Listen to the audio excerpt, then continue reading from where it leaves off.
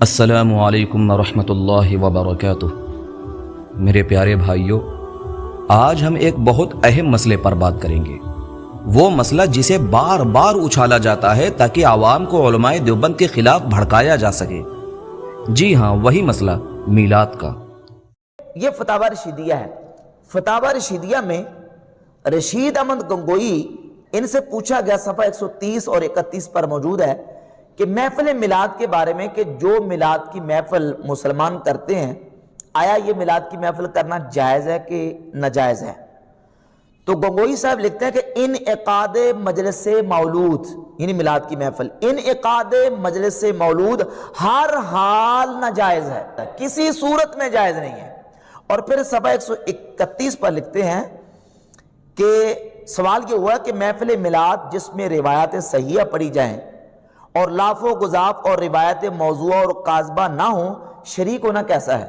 جس میلاد کی محفل میں جھوٹی روایتیں نہ ہوں اور اس طرح کی جو نا وہ غلط قسم کی روایتیں، موضوع قسم کی روایتیں نہ پڑھی جائیں، صحیح روایتیں پڑھی جائیں، میلاد کی محفل ہو تو اس میں شریک ہونا جائز ہے یا ناجائز، کیسا ہے؟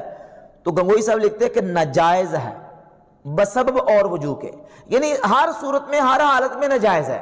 اب یہ تھا عقیدہ علماء دیوبند کا المہند لکھے جانے سے پہلے، اور جب یہ کتاب المہند لکھی گئی تو خلیل احمد سہارنپوری نے اس کتاب کے صفحہ نمبر 123 پر لکھا کہ بالکل ہم تو میلاد کی محفل کو جائز سمجھتے ہیں۔ پہلے کیا لکھا؟ ہر حالت میں ناجائز ہے، اور اب المہند میں کیا لکھا کہ ہم اس کو جائز سمجھتے ہیں۔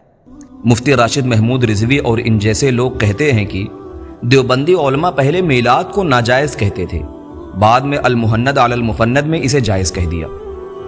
آج ہم انشاءاللہ کتابوں کے اصل حوالوں سے دیکھیں گے کہ یہ الزام جھوٹ پر مبنی ہے۔ مولانا رشید احمد گنگوہی رحمۃ اللہ علیہ سے سوال ہوا، میلاد کی محفل کرنا جائز ہے یا ناجائز؟ آپ نے جواب دیا، انعقاد مجلس مولود ہر حال میں ناجائز ہے۔ پھر دوسرا سوال ہوا، اگر میلاد کی محفل میں صرف صحیح روایات ہی پڑھی جائیں، جھوٹی روایات نہ ہوں، تب کیا حکم ہے؟ حضرت گنگوہی رحمۃ اللہ علیہ نے فرمایا ناجائز ہے۔ اب عوام کو یہاں ایک دھوکہ دیا جاتا ہے، کہا جاتا ہے دیکھو گنگوہی صاحب تو کہہ رہے ہیں کہ ہر حال میں ناجائز ہے، چاہے صحیح روایات ہی کیوں نہ ہوں، گویا وہ ذکر میلاد کو ہی ناجائز مانتے ہیں۔ لیکن حقیقت کیا ہے؟ یہاں میلاد سے مراد وہی مروجہ میلاد کی مجالس ہیں جو بر صغیر میں رائج تھیں، جن میں لازمی طور پر کچھ نہ کچھ بدعت شامل ہوتی تھی، جیسے کھڑے ہو کر سلام پڑھنا، کھانے کی دعوت دینا، خاص دن پر اہتمام کرنا، شور شرابہ، جلوس نکالنا اور بعض اوقات جھوٹی روایات پڑھنا۔ اب اگر کوئی کہہ دے کہ ہم تو صحیح روایات ہی پڑھتے ہیں مگر وہی میلاد کا ماحول اور رسم باقی رہے، تو حضرت گنگوہی رحمۃ اللہ علیہ نے فرمایا یہ بھی ناجائز ہے۔ یعنی ناجائز حکم اصل ذکر میلاد پر نہیں بلکہ رسم و رواج والی میلاد پر ہے۔ حضرت گنگوہی رحمۃ اللہ علیہ دوسری جگہ صاف فرماتے ہیں، نفس و ذکر ولادت مندوب ہے، اس میں کراہت قیود کے سبب آئی ہے۔ ابھی اس جملے کو اچھی طرح سمجھیں، نفس و ذکر ولادت یعنی صرف اور صرف نبی کی ولادت کا تذکرہ، یہ اصل میں مستحب ہے، باعث ثواب ہے۔ کراہت قیود کے سبب یعنی جب اس ذکر پر کچھ اضافی پابندیاں لگا دی جائیں، جیسے کہ ذکر فلاں دن ہی ہوگا، فلاں طریقے سے ہوگا، فلاں محفل بنا کر ہوگا یا جلوس نکال کر ہی ہوگا، تو پھر یہ ذکر اپنی اصل مستحب شکل سے نکل کر بدعتی شکل اختیار کر لیتا ہے۔ یعنی ذکر تو روشنی ہے مگر جب اس پر بدعت کا پردہ ڈال دیا جائے تو وہ اندھیرا بن جاتا ہے۔ بھائیوں، ذرا ایک مثال سے سوچو، نماز پڑھنا کیسا ہے؟ عین عبادت ہے۔ لیکن اگر کوئی کہے میں مغرب کی نماز 5 رکعت پڑھوں گا تبھی قبول ہوگی، تو کیا وہ نماز عبادت رہے گی؟ نہیں، وہ بدعت بن جائے گی۔ اسی طرح نبی کریم صلی اللہ علیہ وسلم کی ولادت کا ذکر عبادت ہے، مگر جب اسے تاریخ کے ساتھ باندھ دیا گیا، رسم و رواج کے ساتھ مشروط کر دیا گیا، قیام اور جلوس کے ساتھ ملا دیا گیا، تو وہ بدعت بن گیا۔